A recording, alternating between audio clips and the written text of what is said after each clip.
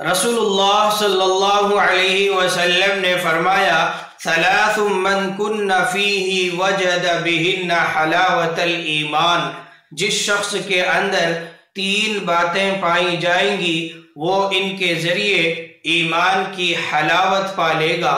Number 1، اللہ اور اللہ کا رسول ان کو سب سے زیادہ محبوب ہو۔ نمبر 2، جس کسی سے محبت کرے تو محض اللہ تعالی کے لیے کرے۔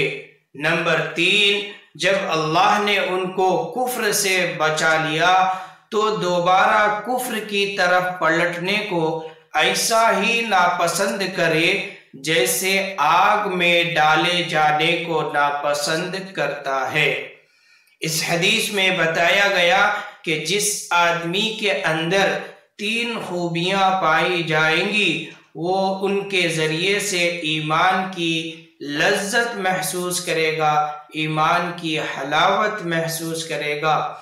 اللہ تعالی ہمیں اور آپ کو ایمان کی لذت اور حلاوت سے سرفراز فرمائے، آمین۔